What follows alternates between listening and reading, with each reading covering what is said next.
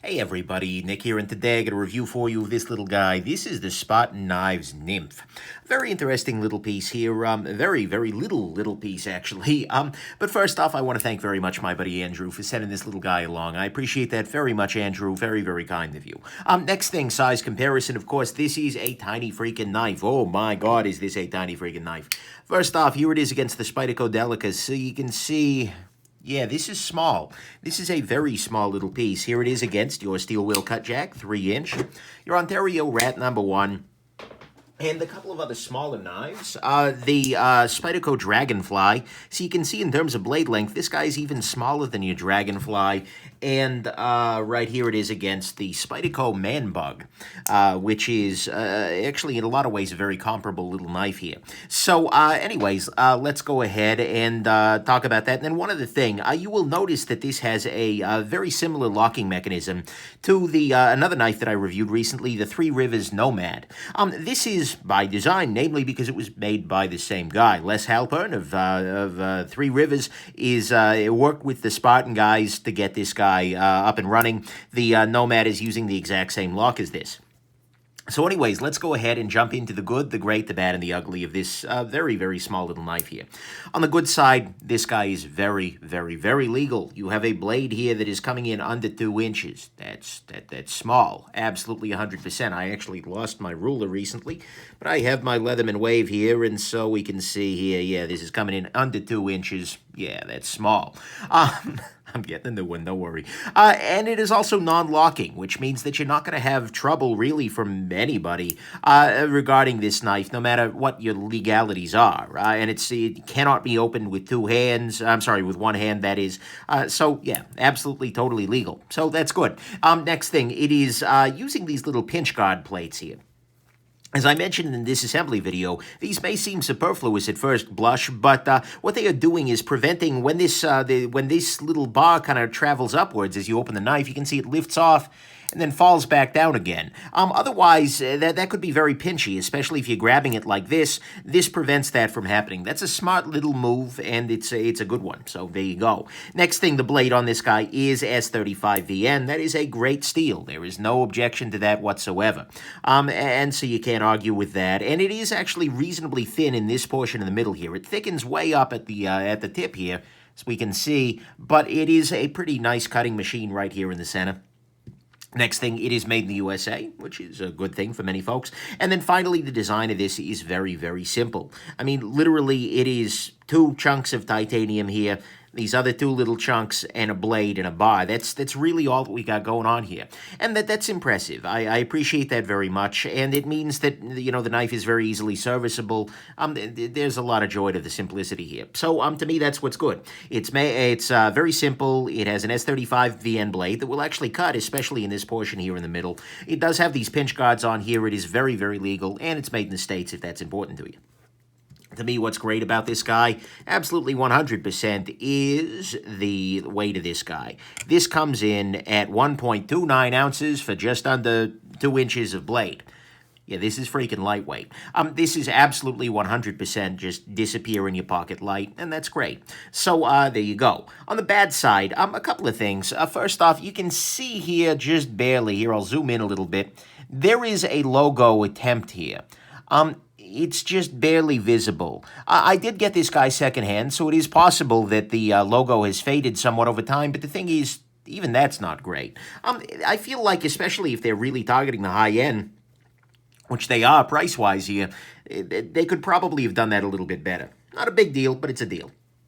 Next thing, speaking of not a big deal, take a look at this little area right in here. You can see here that they've done an aggressive stonewash on this thing, but because of this machining here, these little, I don't know if it's fluting so much as, there's just this extra line here.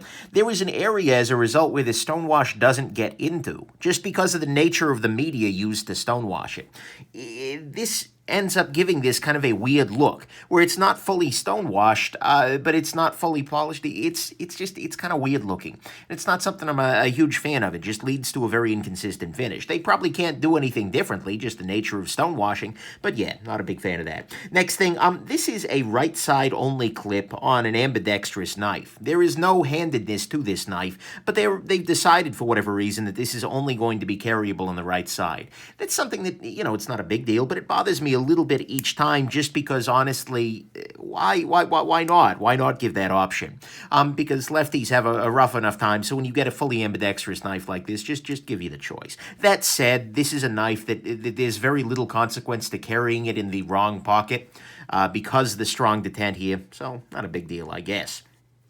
Getting on to bigger deals. Unfortunately, they missed the sharpening choil here. The sharpening choil needs to be a little bit longer, and as a result, you've ended up with a little bit of a recurve here.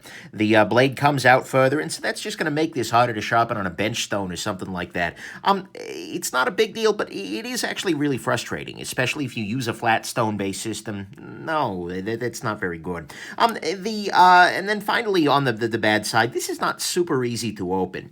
The reason I say that is that, although, it's fine, I guess, the area what they give you to grab here, this little chunk right here with this hole, is very close to the pivot, and so you actually end up with very poor leverage. So what I find myself doing is either pressing on the blade guard here to kind of pop it out a little bit, although that's not super reliable, or pulling out a little bit with this and then re-grabbing on the blade further out so I get a little bit more leverage. Considering that the spring here, the tension is fairly strong, it's just not comfortable and pleasant to just do completely like this. I mean, you can do it, but so in a way, it's really sharp on the outside there. Did that just cut me? No, that's also bad, by the way, the outside of this. But anyways, I really do wish that they had put this little opening tab a little bit further out into the blade. That way I could grab and open more readily with one fluid motion. It's not well, no, that is starting to be a pain in the neck. Just every time I open this, I'm not a big fan of it. So, to me, that's the bad here, is that it's not super easy to open because this grab notch is very close to the pivot, not giving you much leverage. They missed the sharpening choil, which basically means that this is recurved when it doesn't need to be. It is a right-side-only clip on an ambi knife. The machining just doesn't work that well with the stonewash, with this little unstonewashed area in here. And the logo on it is just barely legible. It almost looks like dirt at most levels. So that's the bad. The ugly, unfortunately, there's a fair amount of ugly here. There are very sharp corners just all over this thing, unfortunately. I mentioned the back of the blade here already, which is sharp, but you also get areas like, for instance, look at the back of this lock bar. These are very, very sharp little corners here, and so if you are finding yourself in a situation where you're trying to, like, for instance, push this little guy down to get it started, this is pushing those very sharp corners right up into your thumb. Not a big thing. I don't like that. So there is a lot of unchamfered edge on this guy. Next thing, the clip on this guy is kind of hilariously bad. I mean, seriously, look at that. What pants are going to get in there? I mean, they are counting on you wearing skin-tight freaking yoga pants to carry this knife. I have no pants. I own no pants that can get into this clip. And considering that the clip has very little spring to it, too. Here, hold on. Let me get out my little pry bar here and see if I can spring it at all. Okay, yeah, there, I'm able to get a little bit of spring with this pry bar in here, but come on, guys. This is just a bad clip. So I wish they had just either skipped the clip altogether or done it right. That's awful. And unfortunately, with this clip right here, along with all the other sharp corners, these little edges right here, these little flutes, like this little corner here does nothing but hotspot. And so, unfortunately, the ergonomics on this guy, at least in my hands, are really unpleasant. There were just sharp corners everywhere. It's like gripping a baggie of pottery shards or something. They've added points where they don't need to be points. They've added the clip ramp here where it doesn't need to be a clip, and it doesn't work anyways. This is just a knife that I hated having in my hand. And then finally, to top all of this off, the price is kind of ridiculous. $220 is what they're asking for this.